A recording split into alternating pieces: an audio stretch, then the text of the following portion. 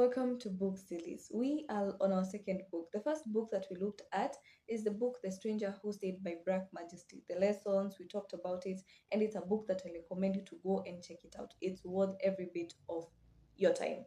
Now, our second book. Before I reveal which book it is, let me just give you a little puzzle. So, the author of this book, she has starred in the movie The Woman King. She has starred in the movie G20. She has written her own story, like she has shared the whole of it. By now, you already have an idea of who I'm talking about. And if you guessed it right, guessed who or the book right, this is it. This is the book Finding Me by Vera Davis. So, this book, oh my god, it's an ongoing book. I haven't finished reading it, and it's worth every bit. It takes you through all kinds of motions. So I'll be sharing my aha moments. If you're a fan of Oprah Winfrey, you have an idea of what aha moments are. If you're not, let me introduce you. Aha moments, they are those moments that just click with you. You just read it and you just like you relate so much, it just stands out for you. So those are the aha moments. I'll be sharing the aha moments all the way, moment one continuously, because this book is transformational. So, how about you just dive to the first aha moment that is in the book? Aha moment one from the book Finding Me by Viola Davis. So, let's get into the first aha moment. First chapter titled Running, and I'm going to read. For my speaking gigs, the title of my presentations is always the same: The Journey of a Hero. I learned from writer Joseph Campbell that a hero is someone born into a world where they don't fit in. They are then summoned on a call to an adventure that they are reluctant to take. What is the adventure? A revolutionary transformation of self. Their final goal is finding the Eliza, the magic potion that is the answer to unlocking her. Then she comes home to this ordinary life transformed and shares her story of survival with others. To be honest, when I read this particular part, it was really very striking because this is just the whole definition of who a hero is.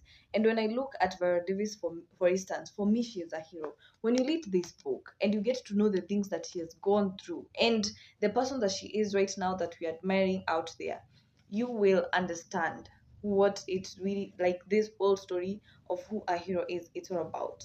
Like this a hero is someone who's born in a world that they do not fit in. So most of the time you are in that space and you're just like, why do I feel like I have to go through a very huge transformation of my life to get to the point or to get to that person that I'm supposed to be? It's not always easy, because it's not going to be easy from the onset, because the story of a hero, this person has to go through a transformation of self. You have to heed to that calling. It's not like something that you want to do so eagerly, but you just have to do it from the onset. You are called, you're summoned, and your survival, you coming out on the other side, being victorious and having won like the battles and all that. You're going to share your story with other people, your story of survival, and that one is going to give hope to other people, and they're going to just be like, if she did it, if he did it, I can also do it. So on the part of Vera Davis, the things that she has gone through and her coming to a point that she's very vulnerable, she is sharing her whole story, and we can see what she has amounted to. It gives hope.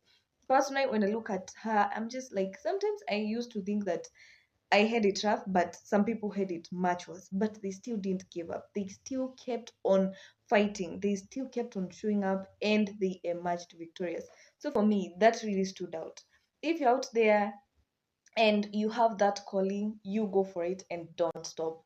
Don't stop. Aha moment two. Still on this book, Finding Me by Vera Davis, and let's get to it. I wanted to squeeze out any level of joy and laughs I could, but the worst part is deep inside there was a demon, and another part of me that was wrestling with the alive me.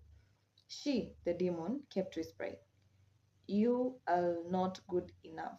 But the other part, the fighter, the survivor, screamed back a resounding no. Okay. The reason as why I'm saying they are aha moments, they just clicks. You just read it and you're just like, are you talking to me? Because most of the time we want to do something, but there's that voice that just tells you you're not good enough. And then there's the other voice that tells you, you know what, you're a fighter. You do it. So you'll find yourself out there, you're less you want to just live your life fully and out loud, and you want to be bold, you want to try things out, you want to stand up for what it is that you believe in, but there's that voice always in your head just telling you you're not good enough. But hey, this one here, it's to remind you that you are a fighter, you're a survivor, and yes, you're good enough. So don't let that voice silence you.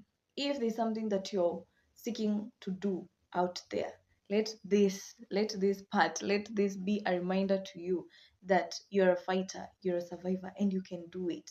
That voice, that demon that just keeps on telling you that you're not good enough, shut it, shut it. Just reaffirm yourself with these words that you're a fighter, you're a survivor. You've gone through so much to give up at this point. So let me just tell you, this book is just it's like therapy. The moment you're reading it, it just gives you the need to just keep on pushing, to not give up, keep on fighting. You're a fighter, you're a survivor. You are good enough. I hope that sticks. I'll see you in the next aha moment. This is aha moment 3. It's going to come from chapter 6. It goes like this. We just wanted to win. We wanted to be somebody. We wanted to be somebody. Not the repetition. We wanted to be somebody. We wanted to be somebody. Like, how many of us, the environments that we're in, the surroundings that we're in, we just want someone to see us, someone to recognize us. We just want to win out of it. And I believe most of these things, they just stem from just that desire in your heart. Even if it hasn't manifested, as long as it's in your head, you're just like, God, you can see the situation that I'm at right now, or I'm praying. What I want is to win and to come out of this thing. I want to be somebody, I want to be someone. So when you look at this story, if this is Vera Davis, who back then, when she was that young, in such a not so safe environment, not so friendly, like there was a lot of hostility, there was a lot of violence and all that, but still, in the midst of all that, she had that wish to be somebody. She had the desire to win, to come out of that situation, out of it alive. It all stems from our desire. It doesn't matter wherever it is that you are at this point in your life. It doesn't matter what you're going through. It doesn't matter the situation, the environment, and all that. As long as you have that desire in your head to just become somebody, to just win, trust you me, it's very possible and it's doable. So don't let it get silenced, no matter how noisy it gets, no matter how situations show you that it's not, you're going to remain in this place forever. No situation is permanent, just remember that. So whatever your environment is, don't let it dictate how your future is going to look like. Keep on dreaming, keep on having that desire that one day things are going to work out for your good. And trust me, you're going to win. And yes, you're going to be a great person. You're going to be a hero. And your story of survival is going to give hope to other people. I'm going to see you in the next aha moment. See ya. Aha moment 4, that is coming from chapter 7. And it goes like this. When I look back at what I've seen, my only thoughts are that it's amazing how much a human body can endure. You just take a moment and think about it. The things that you've gone through from childhood up to this point. Like try to analyze them. And each and every one of them, you came out alive. You endured. Isn't isn't God so mysterious? Like the way that He has created us. You get yourself into such a huge problem, a challenge, and you're just like, how am I going to get myself out of this? How do I survive out of this situation? And funny enough, God gives you the strength, a strength that you can't even explain where it came from. And the other time, after some time, another one comes and you're just like, if I faced that, I'm also going to face this. And the other one that comes, it's even more hectic. It's more tough, but you still endure. For me, it was just, I just had took a moment. I'm just picturing the things that individually I've endured, and I'm still here. I'm surviving. I'm breathing, and I know it's the same case with you. There are things that you've gone through. You look at your life and you just wonder how did I come out of that situation? Because sometimes it's just so amazing how much a human body can endure, the things that you've gone through. For me, this was a reminder that whatever comes, God will give me the strength. I believe God has created that software in us to just always enable us to process and go through the hardest situation. I'm going to see you in the next aha moment. Aha moment 5 from chapter 8, and it goes like this. I was looking for something or someone to define me, to infuse in me self love, acceptance, to show me how to live, to show me I was alright. I held on to what I had, all that I had, the team effort with my older sisters. That preserved me. We were a girl force, fighting, crawling our way out of the invisibility of poverty and a world where we didn't fit in. The world was our enemy. We were survivors. Until another squad member was introduced. She needed protection that we had no weaponry for. This was just a young girl who was going through so many things. She just needed love. Try to picture this is a young girl, the things that she's going through. People go through stuff.